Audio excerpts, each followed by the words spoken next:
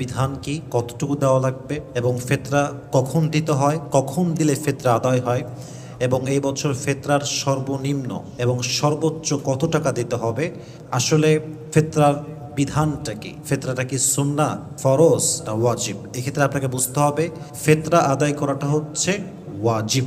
সহিহ বুখারীর বর্ণনা, আব্দুল্লাহ ইবনে ওমর রাদিয়াল্লাহু তাআলা আনহু থেকে বর্ণিত, ফরদা রাসূলুল্লাহ সাল্লাল্লাহু আলাইহি ওয়াসাল্লাম সাদাকাতাল ফিতর, আল্লাহর হাবিব সাল্লাল্লাহু আলাইহি ওয়াসাল্লাম এই যে ফিতরাটা আছে এটাকে ফরজ করেছেন। ফরজ শব্দ ব্যবহার করা হয়েছে, দ্যাট মিনস এটা কোনো সুন্নতি আমল নয়, এটা হচ্ছে বাধ্যতামূলক।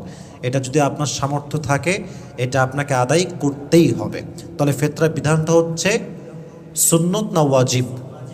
ওয়াজিব। ফিতরা কেন দেওয়া লাগে? নাম্বার 2 পার্টটা হচ্ছে ফিতরা আমরা কেন দিব। ফিতরা দেওয়ার উদ্দেশ্য হচ্ছে দুইটা।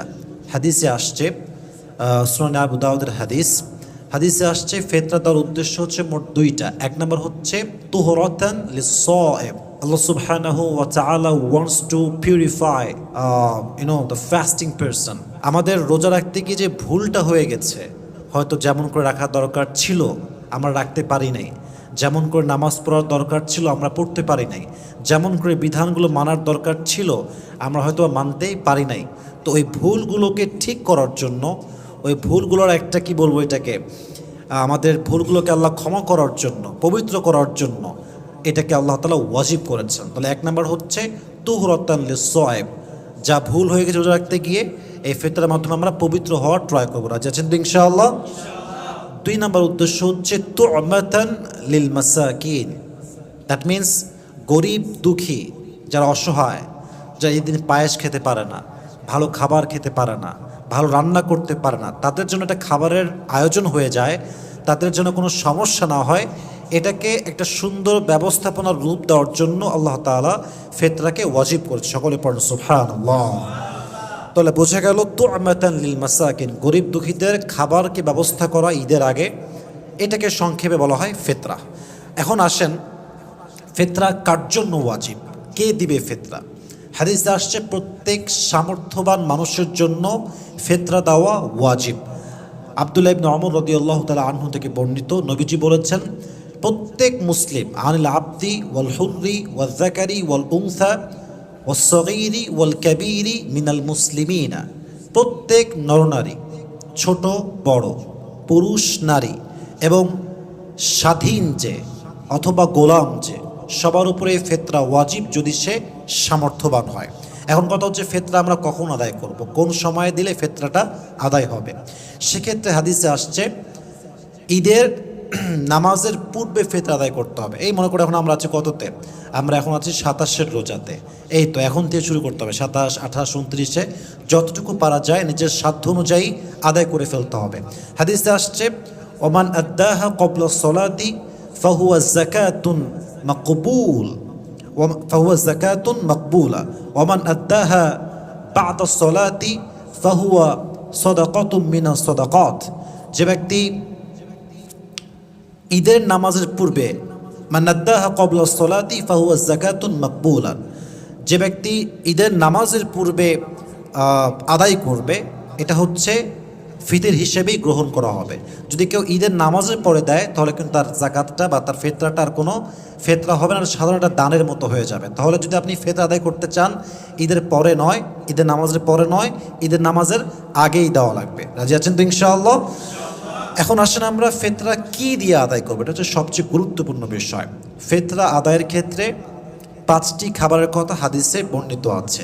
1 হচ্ছে গম, 2 হচ্ছে চপ, 3 নম্বর হচ্ছে খেজুর, 4 নম্বর হচ্ছে পনির, 5 নম্বর হচ্ছে কিসমিস বা কিশমিশ, যাই বল না কেন। এই 5টি খাবার দিয়ে ফিতরা দেওয়ার কথা হাদিসে এসেছে।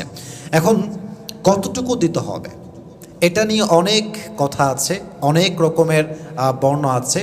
এখানে হাদিসে আসছে নবী করিম সাল্লাল্লাহু আলাইহি ওয়াসাল্লাম থেকে বর্ণিত, এই হাদিসটি বর্ণনা করেছেন আবু সাঈদ খুদরি রাদিয়াল্লাহু তাআলা আনহু। তিনি বলতেন কুন্না নুখরিজু যাকাতাল ফিতরি সা'আম মিনাত তা'আম। উনি বলতেন আমরা এই যে ফিতর দিতাম এটা হচ্ছে খাবার থেকে দিতাম, সা'আম মিনাত তা'আম। এই যে এই সটা আসলে কত পরিমাণ, এটা নিয়ে অনেক কথা আছে। দেখেন ফিতরার ক্ষেত্রে মাথায় রাখতে হবে আপনাকে, বিভিন্ন মতামত আছে। এক মতামতে আছে এটার দ্বারা উদ্দেশ্য হচ্ছে 2 কেজি 40 গ্রাম, কেউ বলেছেন 2 কেজি 400 গ্রাম, আরেক জায়গায় আরেক বর্ণনা আসছে 2 কেজি 600 গ্রাম, আরেক বর্ণনা আসছে 3 কেজি, এবং আবু হানিফা রহমতুল্লাহ আলাইহির মতে এটা হচ্ছে 3 কেজি 300 গ্রাম। তাহলে আবু হানিফার মতে আমরা কতটুকু পেলাম? 3 কেজি 300 গ্রাম। আর এই যে একটু বুঝেন আমার দিকে তাকে, তাহলে বুঝবেন ভালো। টা কাকে বলা হয় আসলে? টা আসলে কি? 4 মুদ পরিমাণ হয় 1 এই মুদটা কি? এটা হচ্ছে আমার 2 হাত। এখানে চাউল রাখা আছে, আমি 2 হাতে যতটুকু চাউল আটবে উঠালাম, আমার 2 হাতে চাউল ভর্তি, এটাকে বলা হয় 1 মুদ। এরকম যদি আপনি 4 বার চাউল উঠান, এটাকে বলা হয় 4 মুদ। আর 4 মুদে হয় 100। কথা কি বোঝা যায়? 2 হাতে আমি নিলাম চাউল 1 বার, এটা হচ্ছে 1 মুদ। 2 বার 2 মুদ, 3 বার 3 মুদ, 4 বার নিলাম 4 মুদ, এটাকে বলা হয় 4 বারে 100। তাহলে আবু হানিফা রহমতুল্লাহ আলাইহির মতে যদি কেউ 3 কেজি 300 গ্রাম চাউলও দান করে দেয় বা দিয়ে দেয় গরিব দুঃখী, তার ফিতরাটা আদায় হয়ে যাবে। এখন সর্বশেষ কথা, যদি কেউ ফিতরা খাবার দিয়ে আদায় না করে টাকা দিয়ে আদায় করে, তাহলে এটা আদায় হবে কিনা? দেখেন এই ক্ষেত্রে স্কলার্সদের মাঝে অনেক মতভেদ আছে, অনেক মত পার্থক্য আছে। আবু হানিফা রহমতুল্লাহ আলাইহি ছাড়া যে 3টা মাযহাব আছে, শাফিঈ, মালিকি, হাম্বলি, প্রত্যেকটা মাযহাবের কথা হচ্ছে যেহেতু খাবার দিয়ে ফরজ করা হয়েছে, তাহলে খাবার দিয়ে আদায় করতে হবে, টাকা দিয়ে দিলে আদায় হবে না। আবু হানিফা রহমতুল্লাহ আলাইহির মতে খাবার দিয়ে দিলেও, টাকা দিয়ে দিলেও ফিতরাটা আদায় হয়ে যাবে। এর কারণটা হচ্ছে, দেখেন মনে করেন কোনো একজন ব্যক্তি ঈদের আগে মনে করেন যে ফিতরা সে আদায় করতে পারে নাই খাবার দিয়ে, এখন সে ঈদের নামাজ পড়তে যাবে, ঈদের দিন প্রায় দোকান বন্ধ থাকে। এখন যদি খাবার দিয়ে সে ফিতরা আদায় করতে চায়, তাহলে দোকান তো সব বন্ধ, কেমনে সে চাল কিনবে, কেমনে সে পনির কিনবে, কেমনে সে কিশমিশ কিনবে, বা তখন তার কাছে খুব এটা হার্ড খাবারটা কিনে দেওয়া। তখন যদি সে টাকা দিয়ে দেয় সহজ হয়ে যায়। পাশাপাশি দেখেন ঈদের দিন কিন্তু গরিব শুধু চাল খায় না, ডাল খায় না, ভাত খায় না। ঈদের দিন অনেক গরিবরা কি খায়? সেমাই খায়, পায়েস খায়।